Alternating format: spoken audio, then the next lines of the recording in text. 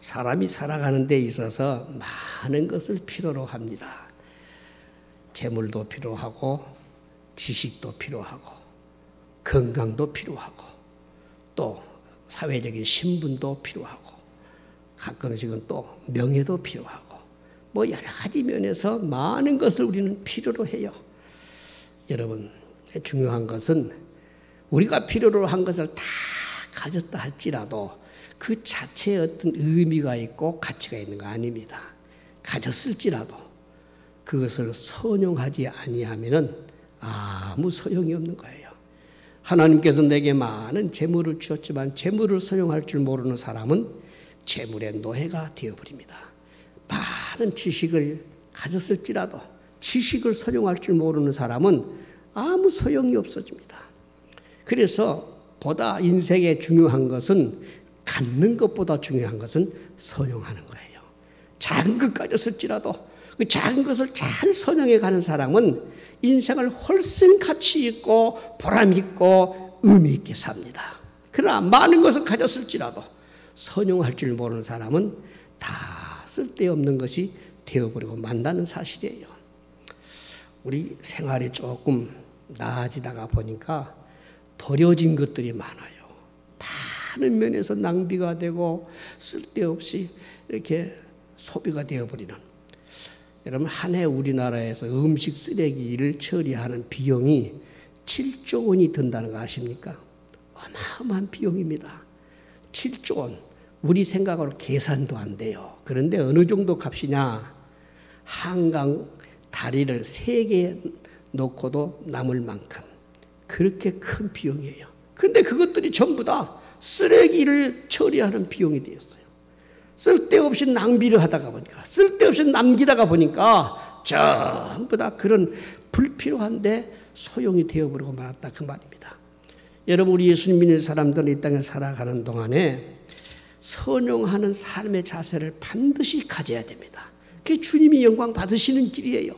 하나님께서 저와 여러분에게 주어진 것 그 어떤 것일지라도 쓸데없이 낭비가 된다든가 허비가 된다든가 주님 앞에서 불충자가 되어버리고 맙니다. 그런데 아무것도 아니지만 별것도 아니지만 잘 선용하고 살아가는 사람은요, 하나님 앞에 충성되다 일컬음을 받습니다. 우리는 주님 앞에 서는 날까지 다 충성된 하나님 백성으로 살아갈 수 있기를 간절히 바랍니다. 오늘 읽었던 본문을 중심으로 해서 우리 크리스찬들이 선용해야 되는 삶이 어떤 것인가, 무엇이 선용하는 삶인가를 살펴보고자 합니다. 그 첫째는 주어진 시간을 잘 선용하십시다. 따라서 합시다. 시간을 선용하자. 잘난 사람이나 못난 사람이나 가진 사람이나 못 가진 사람이나 배운 사람이나 못 배운 사람이나 하나님이 가장 공평하게 주어진 것이 있다고 하면 그건 시간이에요. 어떤 사람이든지 잘났기 때문에 24시간 아니 25시간 사는 거 아니에요. 못났기 때문에 너 12시간만 살아라 하지 않았어요. 모든 사람에게 똑같이 주어진 시간이 24시간입니다. 근데 문제는 그 24시간을 사용해 가면서 어떤 사람은 그 24시간 속에서 하나님 앞에 의미 있고 값 있고 대단히 참 중요한 것을 남기고 살아가는 사람이 있는가 하면은 어떤 사람은 똑같은 24시간인데 전부 낭비해버려요. 그냥 헛된 삶이 되어버리는 경우들이 굉장히 많습니다. 여러분, 하나님께서 가장 복되게 여기는 사람, 가장 하나님이 참 기뻐하는 사람으로 살아가는 사람, 그 사람이 누구일까요? 하나님께서 나에게 주어진 기회, 오늘도 살아가도록 허용하신 24시간 안에서 하나님이 영광 받으시는 삶을 살아가는 사람, 그 사람은 하나님 앞에 가장 복된 사람입니다. 그래서 사람은요, 시간 활용을 어떻게 하느냐 굉장히 중요해요. 똑같은 하루의 삶을 살지만 그 24시간 가운데에서 하나님이 영광 받으시고 주님이 기뻐하시는 삶을 살아간 사람은 그 24시간 속에서 아주 빛나는 시간을 준비했던 사람, 빛나는 시간으로 활용했던 사람이라는 걸 잊지 말아야 됩니다. 오늘 경제적인 발전도 와 있고 또 과학 문명이 참 놀라웠게 발전되어지다가 보니까 사람들이 대체적으로 한가해졌답니다. 굉장히 여유로워졌어요. 그러다 보니까 시간 활용을 못하고 있대요. 이것이 모든 사람들에게 하나의 타락의 이유가 되고 있답니다.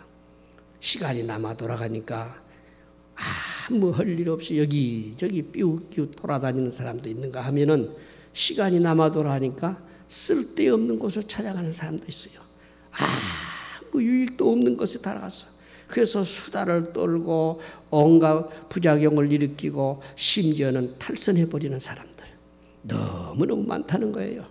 여러분, 예수를 믿는 저와 여러분에게는 한 시간 한 시간이 중요하다는 것을 잊지 마십시오. 하나님께서 오늘 또 나에게 준 이 귀중한 한 시간, 하나님 앞에서 내가 오늘 또 어떻게 지낼까, 어떻게 사용할까 생각하지 아니할 수가 없어요. 여러분, 한가한 사람은 죄 지을 가능성이 있어도 바쁜 사람은 죄 지을 시간이 없어요. 이거 기억하십시다. 아침 새벽부터 일어나서 잠자리에 들어가기까지 한 시간인들 그냥 보내지 않고 뭔가를 남기고 뭔가를 마련하고 뭔가를 자기를 위해서 자꾸 아름답게 사용할 줄 아는 사람은 그 인생이 그만큼 발전해요. 그런데 아무 사용도 없이 그냥 무료하게 보내버리는 사람은요, 지내놓고 보면은 그렇게 후회스러울 수가 없어요. 내가 뭘 남겼지, 뭘 했지, 뭘 해놨니? 여러 가지 측면에서 보면은 참 후회스러운 것 뿐이지요. 적은 짜투리 시간일지라도 잘 활용할 줄 아는 사람은 그만큼 인생을 성공하는 사람이 됩니다. 우리가 성경에서 베드로가 저 욥바의 피장 시몬의 집에 있을 때의 모습을 보십시오. 그곳에서 얼마간 지냈는지는 성경에 나타나 있지 않지만 그는 한 시간 한 시간을 그저 헛되게 보내지 않았습니다. 점심시간인데, 점심 마련하는 시간인데도 불구하고 그는 그냥 보내지 않고 지붕 위에 올라가서 기도하는 시간을 갖습니다. 그 기도하는 시간에 하나님께로부터 내려오는 환상을 봐요. 보자기에 쌓여진 그 우글거리고 징그럽고 만지기도 섬찟한 그런 기어다니는 짐승들이 쌓여진 보자기를 보아요. 그 보자기를 보는 순간에 하나님께로부터 잡아먹어라. 베드로 깜짝 놀랍니다. 왜? 자기는 참 전형적인 유대인으로서 부정한 것을 먹어본 적이 없거든요. 그런데 하나님이 뭐라고 하시느냐? 내가 깨끗하게 한 것을 부정하다고 하지 말아라. 잡아먹어라. 3번이나 거듭 보자기가 내려왔다가 또 음성이 들려왔다가, 여러분, 그러는 중에 자기를 찾는 사람이 밖에서 불러요. 여기 베드로라는 분이 계십니까? 베드로가 깜짝 놀라가지고 망설이고 있을 때 성령께서 내가 보낸 자들이니까 두려워하지 말고 가서 만나라. 가서 만나고 보니까 그 사람이 누구냐? 저 가이사라에서 로마의 백부장으로 일하고 있는 저 고넬료가 기도하다가 베드로를 모셔오라고 하는 하나님의 음성을 듣고 그 심부름차 왔던 사람들이에요. 그 사람들을 만나가지고 여러 가지 지내온 형편 사정을 이야기 듣고 나서 안심하고, 그리고 고넬료의 집에 가서 복음을 전하지 않습니까? 여러분, 만약에 베드로가 점심만 만드는 시간에 그냥 앉아서 그냥 시간을 보냈다고 하면은 그런 하나님의 계시가 어떻게 있었겠어요? 짜투리 시간이면 하나님 앞에 기도하면서 하나님의 계시를 듣고 그 계시를 쫓아서 고넬료 집에 가서 복음을 전하는 놀라운 계기가 이루어진 것을 보게 됩니다. 여러분, 우리가 살아가는 가정 속에서 쓸데없이 아무 의미 없이 아무 가치 없이 그냥 보내버리는 시간들이 너무너무 많아요. 더군다나 이제 코로나 이 무서운 시대 속에서 사람들이 다 집에만 있다 보니까 특별히 할 일이 없어졌어요. 예수님 믿는 저와 여러분은 이 주어진 적은 시간일지라도 아니 어떤 점에서 힘들고 어려운 시간일지라도 하나님 앞에서 영적인 면에서 유익한 시간으로 지내실 수 있기를 바랍니다. 그게 뭘까 생각해 보세요. 하나님께서 나로 하여금 한 1년을 지내가면서 한 번도 성경을 제대로 못 읽었는데 이 기회에 그저 하나님 앞에서 열심히 성경 읽자. 하나님 앞에 정말 마음 쏟아서 찬양을 한번 드리자. 하나님 앞에서 어떤 점에서 보면은 내가 그동안 많은 면에서 기도를 못했는데 이 시간에 이 주어진 시간에 열심히 한번 뜨겁게 기도하자. 여러분 그렇게 시간을 활용했다고 해봅시다. 얼마나 그 사람이 영적으로 성숙한 사람이 됩니까? 하나님 앞에 너무너무 멋진 믿음의 사람이 되어질 줄로 믿습니다. 그거예요. 그래서 우리 신앙적인 측면에서 시간을 사용할 줄 아는 사람이 시간의 훌륭한 청지기가 되는 것입니다. 선영이 바로 여기에 있는 거예요. 여러분 바울 사도 생각해 보세요. 그는 예수님 증거하다가 감옥에 갇혔어요. 감옥에 갇힌 사람에게 얼마나 무료하기 짝이 없지요. 힘들지요. 감당해 간다는 것이 쉽지 않습니다. 그런데 사도 바울은 감옥에 갇혀 있으면서도 창조적인 생각을 내요. 여기에 감옥에 갇혀 있는 사람들에게 내가 예수님을 전해야 되겠다. 그래서 감옥에 갇힌 사람들에게 이 사람 부여잡고 예수님 증거하고 또 만날 수는 없지만 서로 창살 놈으로 보여지는 사람에게 예수님 증거하고 그러다 보니까 오네시모라는 사람을 만나요. 오네시모. 그래서 빌레몬 성경에 나오는 말씀에 보면은 오네시모는 내가 옥중에서 낳은 아들이다. 그런 표현을 씁니다. 여러분 보십시오. 감옥에 갇혀 있는 사람이 뭘 그리 할 일이 있겠습니까? 그런데 사도 바울은 예수님을 섬기는 사람, 예수님을 전하는 사람 사도였기 때문에 그 옥중에 갇혀 있는 시간에서도 오네시모라고 하는 훌륭한 하나님의 백성을 찾아냅니다. 나중에 교회사 가운데 전해오는 이야기입니다만은 이 오네시모는 후일날 에베소 교회의 감독까지 되어져요. 여러분 감옥에서 무료하게 시간을 보냈다고 하면은 어떻게 이런 사람들을 찾아냈겠습니까? 그런데 오네시모를 복음을 증거해서 그를 예수 믿게 했고 그로 하여금 훗날에 에베소 교회 감독이 되게 했다고 하는 만큼 대단한 그런 시간 활용할 줄 아는 지혜로운 사람이 되어진 것입니다. 성경에도 분명히 말씀합니다. 때가 악하니 세월을 아껴라. 여러분 지금 우리가 그냥 지내버릴 시간이 아니에요. 코로나 이 사태로 말미암아서 많은 사람들이 짜증도 나고 고통도 스럽고 얼마나 견디기 힘든 시간들입니까? 그러나 믿음의 사람은 생산적인 생각, 창조적인 생각을 품고 오늘 이 기회에 내가 하나님 앞에서 뭔가는 남겨보자, 뭔가는 마련해보자, 뭔가는 이루어보자고 하는 그런 아름다운 자세를 가질 수 있기를 간절히 바랍니다.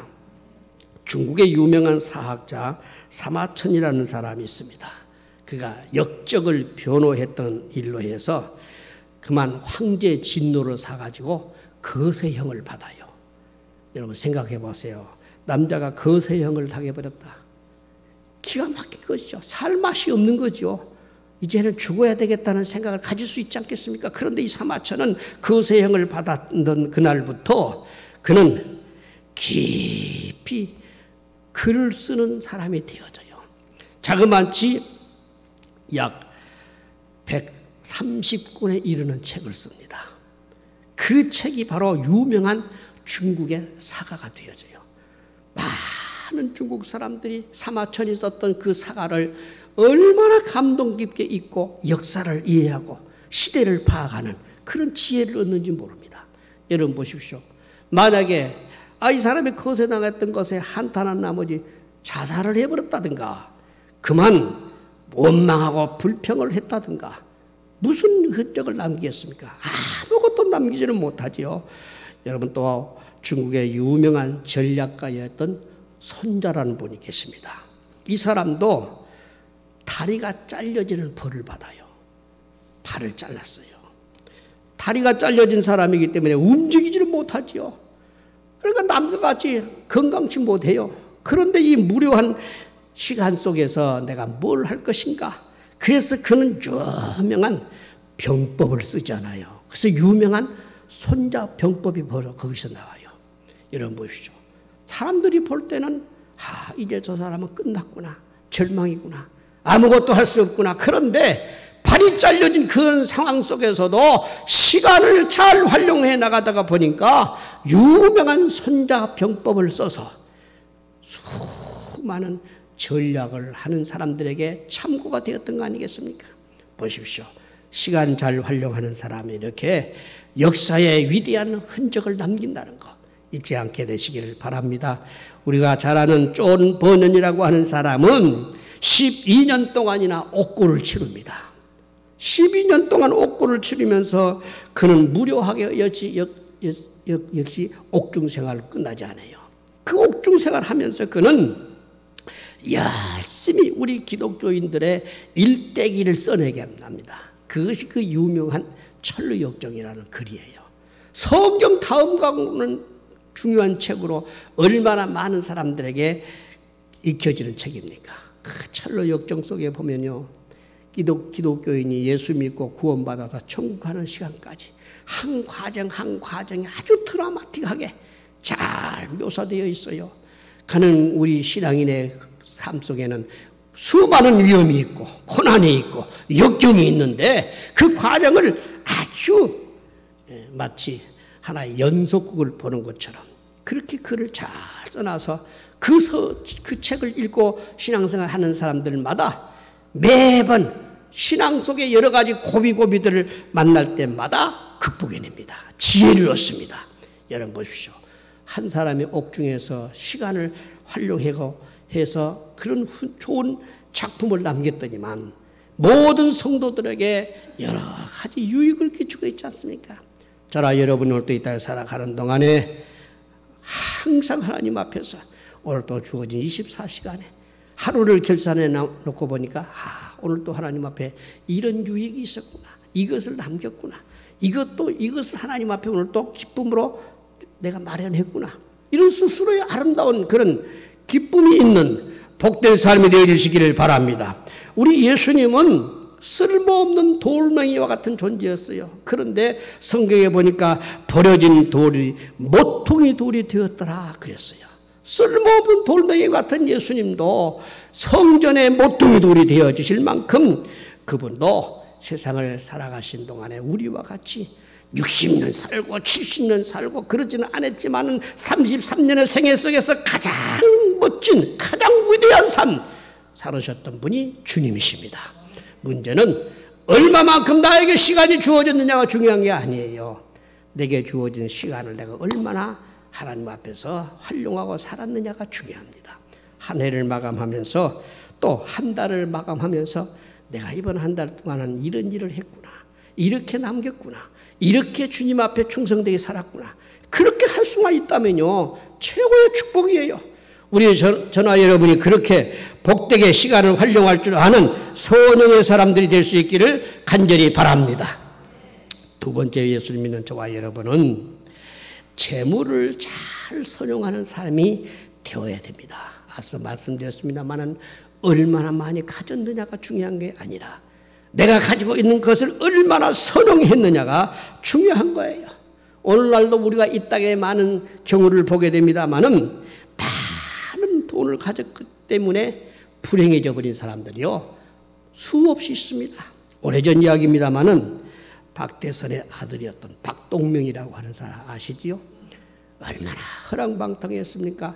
아버지가 주어진 그 돈을 가지고 일본 활락가를 주름잡고 얼마나 흥청망청하게 했던지 훗날에 가서 그는 재판을 받게 되는데 그 재판 때 빤뚜이 서서 걸어가지도 못하고 들것에 들려가지고 몸이 만신창이가 되어버렸어요. 그만큼 무서운 죄를 범하고 수많은 여성들을 울리고 얼마나 고통스럽게 힘들게 만들었을까. 그랬더니 그 사람 돈 갖고 망해버린 사람이 바로 박동명이라는 사람이에요.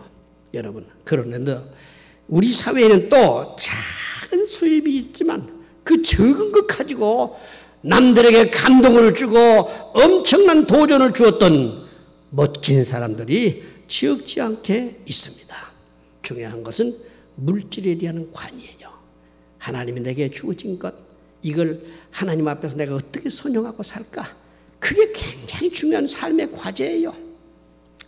많은 사람들이 생각합니다. 있어야 선한 일도 하고 있어야 좋은 일도 하죠. 물론 맞아요. 그러나 있어서 하는 것은 아니에요. 내가 쓰고 싶은 거 다 쓰면서 하는 사람은 없어요. 그러나 내가 안 쓰면서도 선용하려고 하면 얼마든지 할 수 있는 것이 물질에 대한 자세입니다. 우리가 이런 것 사례들이 성경에서 얼마든지 많이 찾아볼 수 있잖아요. 특별히 우리 사회에서 많은 사람들에게 감동을 주었던 일들이 많이 있어요. 얼마 전의 일입니다. 경상도 창원에 사시는 분인데 중소기업을 운영하고 계시는 건설업자예요. 240억 원 상당의 아파트를 지어서 집 없는 사람들에게 무상 지급을 했던 깜짝 놀랄 일들이 일어났어요. 240억을 들여서 아파트를 지어놓고 집이 없는 주위에 있는 사람들에게 그냥 무상 지급을 했어요. 그것이 토픽 뉴스가 되었습니다. 많은 사람들에게 감동을 주었습니다. 야, 도대체 어떻게 저렇게 할 수 있을까? 아니, 돈이 있어서요? 아니에요. 그저 중소기업을 운영하는 한 건설업자에 불과했습니다. 그러나 그가 가지고 있는 것을 가지고 나도 남에게 좋은 일 좀 해야 되겠다. 그래서 아파트를 지어서 집 없는 사람들에게 무상으로 살게 해줬다는 거. 얼마나 참 감동적인 이야기입니까? 그뿐만이 아닙니다. 76세 된 할머니 한 분이 50억이나 되는 재산을 대학에 기증을 했어요. 아니, 이 사람이 무슨 그런 엄청난 돈이 있었겠습니까? 김밥 장사를 했어요.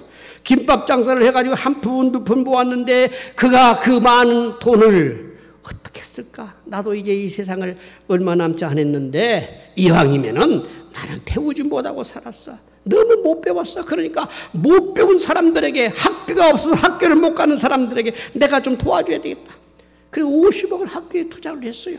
그래서 50억을 받은 그 대학교에서 장학금으로 그 사람, 이 할머니의 그 원하는 대로 비용을 들여서 학생들을 길러납니다. 너무너무 멋진 일이잖아요. 이런 일들은 무슨 있어서 합니까? 아니에요. 문제는 선용하는 자세입니다. 주어진 걸 가지고 어떻게 하면 가치 있고 의미 있고 보람 있게 내가 선용할 것인가, 이게 사람에게 있어 중요한 모습이에요. 오늘 읽었던 본문을 보게 되어지면 몇 명의 여인들이 나오지요. 이 여인들은 예수님의 일행을 극진히 섬겼던 사람들입니다. 본문에 보면 너무너무 중요한 말씀이 3절에 나오죠. 자기들의 소유로 주님을 일행을 섬겼더라. 자기의 소유로 섬겼어요. 그런데 이 사람들이 무슨 굉장한 재벌가들이 아닙니다. 무슨 은행에다가 돈을 비축해 놓고 사는 사람들이 아니었어요. 이 사람들은 대체적으로 성경에 소개하는 내용들을 보면은 한때는 7 귀신 들렸던 사람, 또 어떤 사람은 저 헤롯의 머슴살이 했던 사람의 아내, 별품 없어요. 아무 사회에서 명망 있는 사람들이 아니에요. 자랑거리가 있는 사람들이 아니에요. 그런데도 이 사람들은 예수님을 통해서 인생이 어떻게 살아가야 된다는 것을 알게 됩니다. 주님을 통해 생명을 얻었습니다. 구원을 받았습니다. 치료를 받았습니다. 하나님 앞에 영원한 소망을 가진 사람이 되어진 것입니다.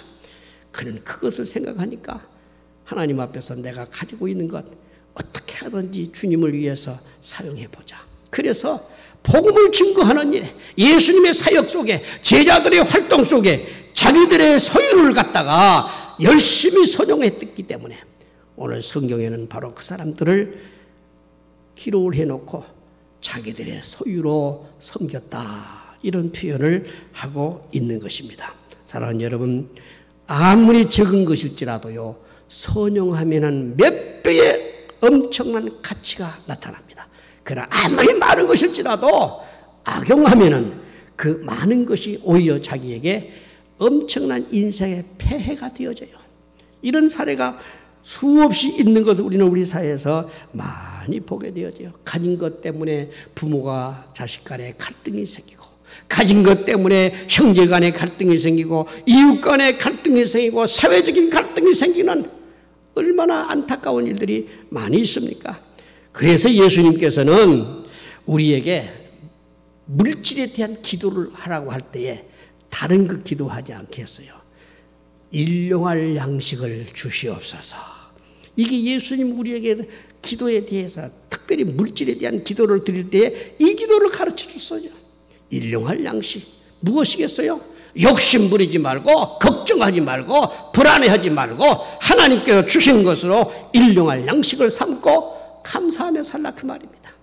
오늘 사랑하는 여러분, 우리 이 믿음의 자세를 가지고 우리에게 주어진 것을 잘 활용해서 하나님 앞에 서는 날 참 충성되다 일컬음 받는, 아니 주님 앞에 서는 그때에 내가 하늘의 보화를 참 잘 쌓았구나, 하나님 앞에 보화를 잘 준비했구나, 이렇게 칭찬받을 수 있는 저와 여러분의 삶이 될 수 있기를 간절히 바랍니다.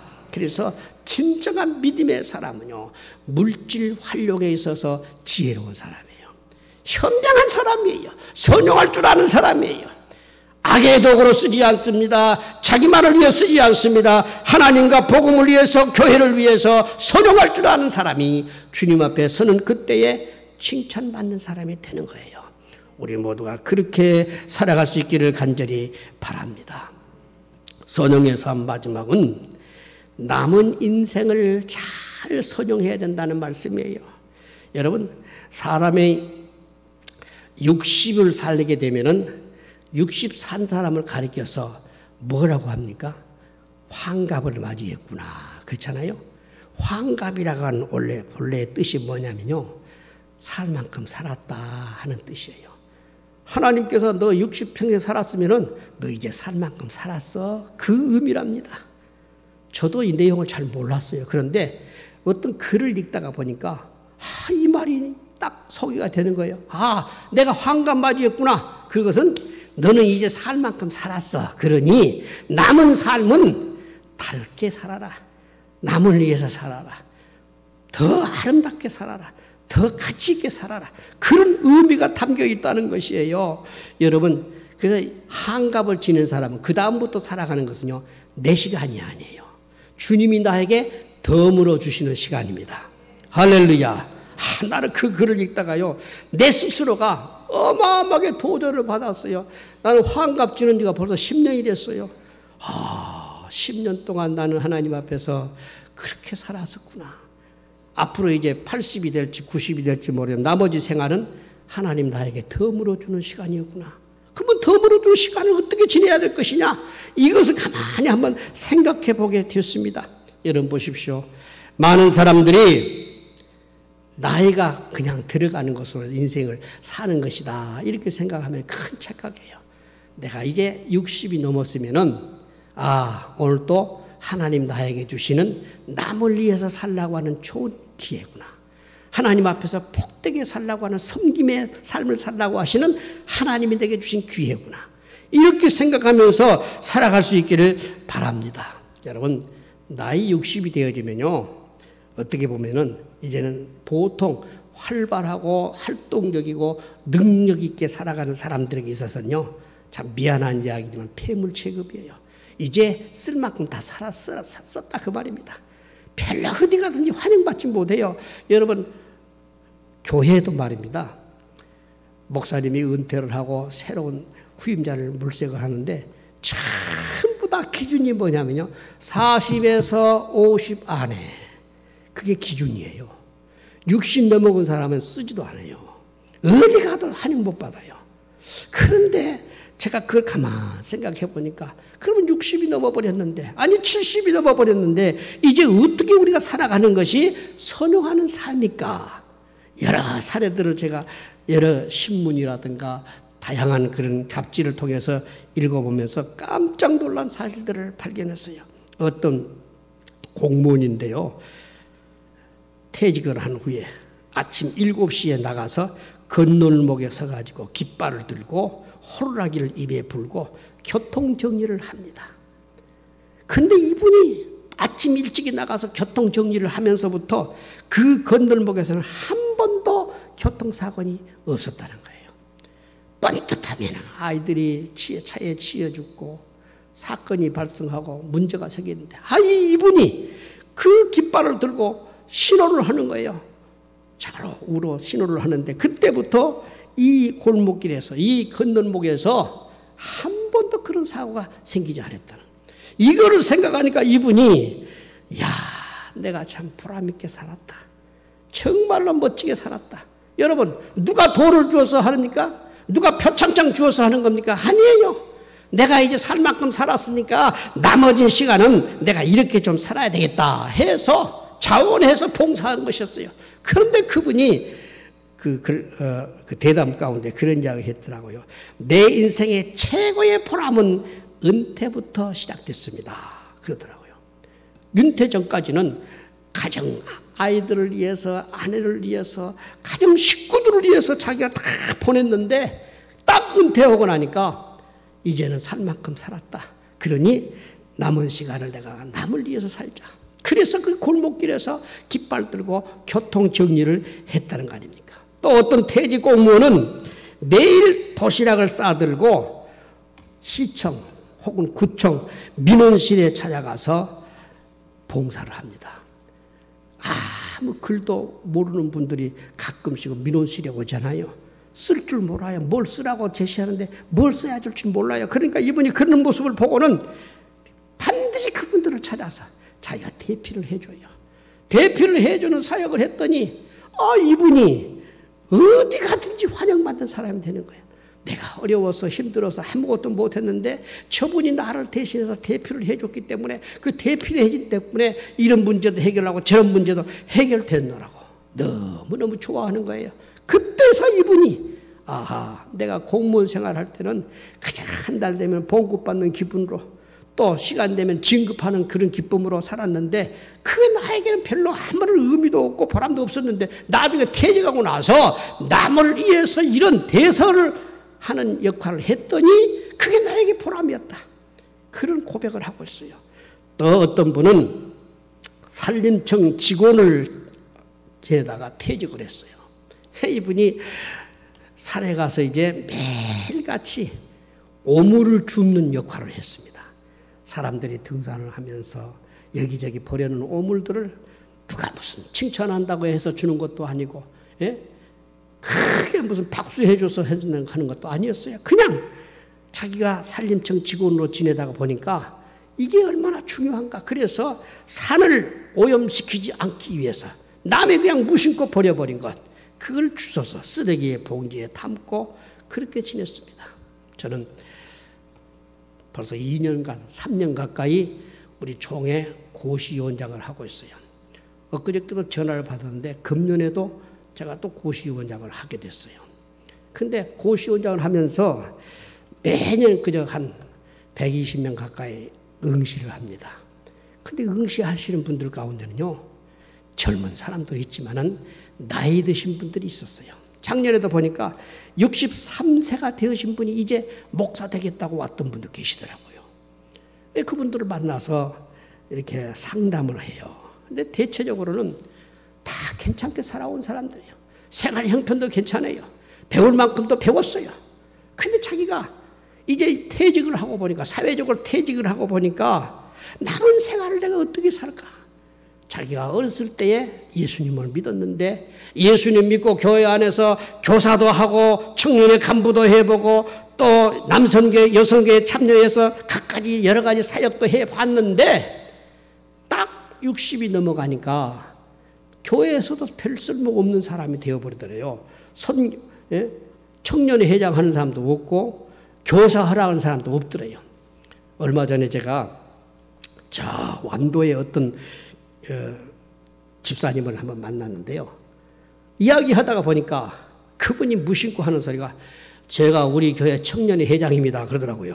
그래서 연세가 어떻게 되십니까? 73세입니다. 아이고 대단하십니다. 요새 73세가 되면 어디든지 안 써먹어요. 근데 그분이 완도의 어느 교회 청년회장이라고 하더라니까. 할렐루야. 이걸 보니까 장 집사님은 청년회 회장이나 주일학생증 되는 거예요. 할렐루야. 아니 근데 이 정도를 모르고 그냥 아무렇게나 살아버리면 되겠어요. 이분이 63세 고시를 치르기 위해서 그 이야기하다 보니 그 이야기를 하시는 거예요. 야, 내가 지금까지 살아오면서 주를 위해서 뭘 했을까? 주님이 나를 일찍 불러서 일찍 예수님을 믿기는 했지만은 나이가 들도록 해놓고 보니까 아무것도 한 게 없습니다. 이제라도 내가 5년을 더 살지 10년을 더 살지 모르겠지만은 이제라도 내가 목사 고시의 폐스가 되어지면은 정말 남은 시간 동안 아무 걱정 없이 그냥 주를 위해서 시간을 들이고 물질을 들여서 내 재능을 다해서 복음 증거하다가 하나님 앞에 가고 싶습니다. 그래요. 그 이야기를 들으면 감동이 생겨요. 나이가 많이 들었으니까 떨어뜨리려고 했다가도 이분이 소명의식이 분명하시구나. 하나님 앞에 살아갈 삶의 방향이 분명하구나. 그래서 합격시켜드리고 그런 경우도 있었어요. 여러분 보십시오. 나이 들어서 남은 시간을 어떻게 살 것이냐 생각해 보세요. 가끔씩은 저에게 그렇게 물어오신 분들이 있어요. 이제 목사님 은퇴하고 어떻게 살 겁니까? 어떻게 살다니? 나는 이미 다 준비가 됐습니다. 살 준비가 되었다는 것이 아니라 하나님 앞에서 나는 앞으로 남은 생활을 어떻게 살 것이다. 이것을 오래전부터 내가 이야기했어요. 난 내가 내 교회를 섬기면서 하나님 앞에서 내 스스로가 내가 철저하게 무장했던 것이 뭐냐? 어디를 가든지 누구에게든지 예수님 증거하고 그리고 하우스 사역을 할 것이다. 모여진 사람들에게 예수님을 증거하고 왜 예수 믿어야 할 것인가를 알려주고 그들이 예수 믿고 가까운 교회로 나가고 그래서 하나님 앞에 설 때에 너 뭐 하다 왔느냐? 예, 죽는 날까지 복음 증거하다 왔습니다. 그 소리 듣고 싶은 거예요. 여러분, 우리에게 주어진 남은 생애를 잘 선용할 수 있는 우리가 되어줄 수 있기를 간절히 바랍니다. 얼마 남지 않았어요. 제가 요새 SNS를 통해서 가끔씩 참 내 스스로를 채찍질하면서 보는 프로그램이 있어요. 역사적 종말은 어떻게 될 것인가? 시대적인 기후변화는 어떻게 될 것인가? 그 다음에 하나님의 역사의 손길은 어떻게 움직이고 있는가? 이것을 제가 주의 깊게 살피는데요. 한결같이 똑같은 이야기가 뭐냐? 얼마 남지 않았다. 얼마 남지 않았다 하는 이야기예요. 그렇다면 보십시오. 이제 우리에게 주어진 소중한 기회를 어떻게 써야 될 것이냐. 제가 매일같이 요한계시록을 반드시 읽습니다. 요한계시록을 읽고 날 때마다 새로운 감동이 생겨요. 하나님께서 오늘 또 나에게 이렇게 말씀하셨구나. 오늘도 이렇게 살기를 원하시구나. 그걸 내 마음속에 간직하는 거죠. 여러분, 마지막 때가 되면 요한계시록 22장에 나오는 이야기입니다만은 두 부류로 딱 갈라집니다. 두 부류로. 하나는 거룩할 자는 계속 거룩하게 해라. 더러울 자는 계속 더럽게 내버려둬라. 양극적 상황이 벌어집니다. 예수님 믿고 하나님 앞에서 이왕 예수 믿을 바는 제대로 믿자, 바로 믿자 하는 사람이 있는가 하면은 적당하게 믿자, 흉내만 내자. 그냥 별 의미가 없어요. 저는 그 말씀을 읽을 때마다 나는 주님 앞에서 이왕 믿을 바는 제대로 믿자, 바로 믿자, 참 열심을 품고 믿자. 하나님 앞에서 어떻게 하든지 매일같이 기도의 양을 채우고 성령 충만 속에서 말씀으로 무장해서 시대적인 하나님의 명령을 받들고 그래서 주님을 섬기고 살자. 코로나가 대수냐? 누가 뭐라고 한들 나는 하나님 앞에서 이 믿음을 갖고 이렇게 살자. 자꾸난 다짐을 해요. 제가 늘 말씀드렸습니다마는 아침마다 저는 나를 자신을 점검해 봅니다. 너 믿음에 있느냐? 믿음이 있는가를 확인해 봐요. 말씀이 내게 없으면 나는 믿음에 있는 게 아니에요. 그냥 습관적으로 사는 거예요. 그날 또 주어진 말씀이 내게 있다 하면 나는 믿음 안에 사는 거예요. 또 하나는 너 주님 사랑하느냐? 마음속에 스스로 나를 향해 물어요. 주님, 내가 주님을 사랑합니다. 주님은 어느 정도 어제 잠깐 보았는데 너무 감동적인 이야기였어요. 쿠어바디스라고 하는 영화가 CTS에서 상영이 되더라고요. 난 무심코 그냥 틀다가 그거 보고는 얼마나 감동이 되어버렸던지. 옛날에 나온 영화예요. 네로가 예수 믿는 사람들을 잡아다가 그 운동장에다가 풀어놓습니다. 사자를 배게 만들어요. 그 굶주린 사자들을 풀어서 크리스찬들을 죽여요. 물어 죽여요. 사지가 찢겨갑니다. 그런데도 그들은 죽음 직전에 하나님을 찬양해요. 야, 나는 그 장면 보면서요 얼마나 감동이 되어버리는지. 내 마음속에 나를 향해서 그렇게 물었어요. 너 저런 형편이 되면은 너 찬양할 수 있니? 감사할 수 있니? 하나님 바라볼 수 있니? 우리 내 스스로에게 그렇게 물으면서 얼마나 감동이 됐는지. 사랑하는 여러분, 우리가 이 시대적으로 하나님 앞에서 지금은요 철저하게 주의 음성에 귀를 기울이고 살아가야 할 때예요. 적당하게 살 때가 아니에요. 흉내만 내는 신앙이 되면 안 돼요. 하나님 앞에서 우리는 어쩌면 이 시대가 마지막일 수 있다는 것을 잊지 말아야 됩니다. 날마다 자기를 점검하면서 성령 충만 속에서 살아가야 되고 말씀으로 무장해서 살아야 되고 하나님의 뜻 앞에서 아멘 하면서 살아가야 하는 때가 지금이에요. 잊지 마십시다. 우리는 주어진 시간을 잘 활용하십시다. 하나님께서 하루 24시간을 주셨는데 저는 아침에도 새벽 3시 40분에 일어났어요.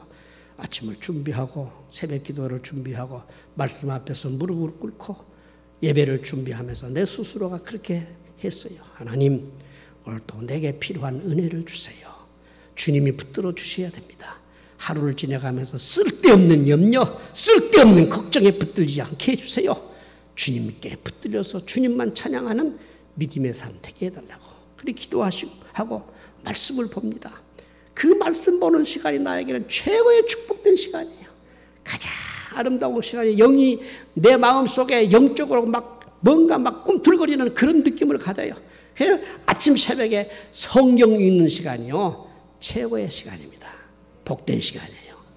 여러분 똑같이 하루를 지내가지만 그냥 지내버린 사람하고 하나님과 나와의 영적인 교제가 있고 하나님의 임재를 경험하고 하나님의 음성을 듣고 그렇게 살아가는 건 달라요.